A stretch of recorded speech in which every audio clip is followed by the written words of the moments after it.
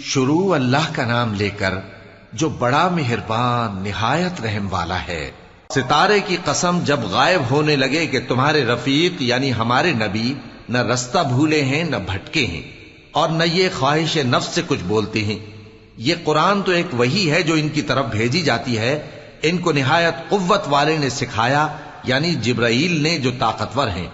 پھر وہ پوری طرح بیٹھے جبکہ وہ آسمان کے اونچے کنارے پر تھے، پھر وہ قریب ہوئے، پھر مزید نیچے آ گئے تو وہ 2 کمان کے فاصلے پر ہو گئے یا اس سے بھی کم۔ پھر اللہ نے اپنے بندے کی طرف جو حکم بھیجا سو بھیجا۔ جو کچھ انہوں نے دیکھا ان کے دل نے اس کو جھوٹ نہ جانا۔ کیا جو کچھ وہ دیکھتے ہیں تم اس میں ان سے جھگڑتے ہو؟ اور انہوں نے اس کو یعنی جبرائیل کو ایک اور بار بھی اترتے دیکھا ہے سدرۃ المنتہا کے پاس۔ اسی کے پاس ہمیشہ رہنے کی بہشت ہے، جبکہ اس بیری پر چھا رہا تھا جو چھا رہا تھا۔ ان کی آنکھ نہ تو اور طرف مائل ہوئی اور نہ حد سے آگے بڑھی۔ انہوں نے اپنے پروردگار کی قدرت کی بہت ہی بڑی بڑی نشانیاں دیکھی۔ بھلا تم لوگوں نے لات اور عزا کو دیکھا اور تیسری مورتی یعنی منات کو؟ مشرکو، کیا تمہارے لیے تو بیٹے ہوں اور اللہ کے لیے بیٹیاں؟ یہ تو بہت ہی بے انصافی کی تقسیم ہوئی۔ وہ تو صرف نام ہی نام ہے جو تم نے اور تمہارے باپ دادا نے رکھ لیے ہیں، اللہ نے تو ان کی کوئی سند نازل نہیں کی۔ یہ لوگ محض خیال و گمان اور خواہشات نفس کے پیچھے چل رہے ہیں، حالانکہ ان کے پروردگار کی طرف سے ان کے پاس ہدایت آ چکی ہے۔ کیا جس چیز کی انسان آرزو کرتا ہے وہ اسے ضرور ملتی ہے؟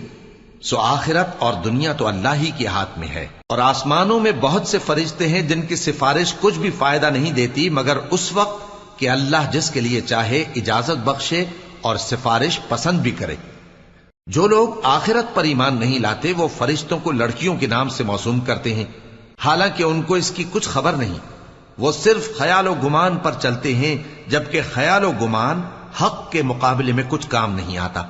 تو جو ہماری یاد سے روگردانی کرے اور صرف دنیا ہی کی زندگی کا خواہاں ہو، اس سے تم بھی منہ پھیر لو۔ ان کے علم کی یہی انتہا ہے۔ تمہارا پروردگار اس کو بھی خوب جانتا ہے جو اس کے رستے سے بھٹک گیا، اور اس سے بھی خوب واقف ہے جو رستے پر چلا۔ اور جو کچھ آسمانوں میں ہے اور جو کچھ زمین میں ہے سب اللہ ہی کا ہے، اور اس نے خلقت کو اس لیے پیدا کیا ہے کہ جن لوگوں نے برے کام کیے ان کو ان کے اعمال کا بدلہ دے، اور جنہوں نے نیکیاں کی ان کو نیک بدلہ دے۔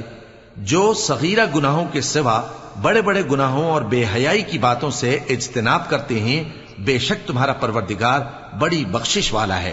وہ تم کو خوب جانتا ہے۔ جب اس نے تم کو مٹی سے پیدا کیا اور جب تم اپنی ماؤں کے پیٹ میں بچے تھے تو اپنے آپ کو پاک صاف نہ جتاؤ۔ جو پرہیزگار ہے وہ اس سے خوب واقف ہے۔ بھلا تم نے اس شخص کو دیکھا جس نے منہ پھیر لیا اور تھوڑا سا دیا پھر ہاتھ روک لیا؟ کیا اس کے پاس غیب کا علم ہے کہ وہ اسے دیکھ رہا ہے؟ کیا جو باتیں موسیٰ کے صحیفوں میں ہیں ان کی اس کو خبر نہیں پہنچی؟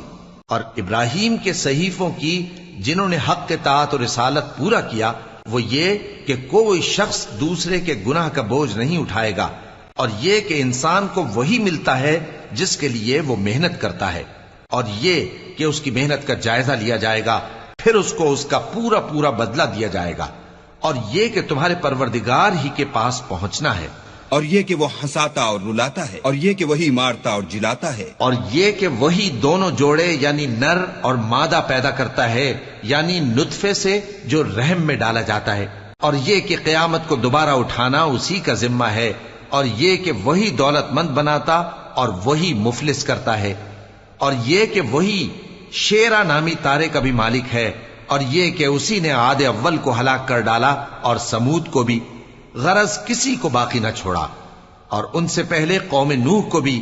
کچھ شک نہیں کہ وہ لوگ بڑے ہی ظالم اور بڑے ہی سرکش تھے، اور اسی نے الٹی ہوئی بستیوں کو دے پٹکا، پھر ان پر جو چیز چھا گئی سو چھا گئی۔ تو اے انسان، تو اپنے پروردگار کی کون کون سی نعمت پر جھگڑے گا؟ یہ پیغمبر بھی پہلے کے خبردار کرنے والوں میں سے ایک خبردار کرنے والے ہیں۔ آنے والی یعنی قیامت قریب آ پہنچی، اس دن کی تکلیفوں کو اللہ کے سوا کوئی دور نہیں کر سکے گا۔ اے کافرو، کیا تم اس کلام پر تعجب کرتے ہو اور ہنستے ہو اور روتے نہیں؟ اور تم غفلت میں پڑے ہو تو اللہ کے آگے سجدہ کرو اور اسی کی عبادت کرو۔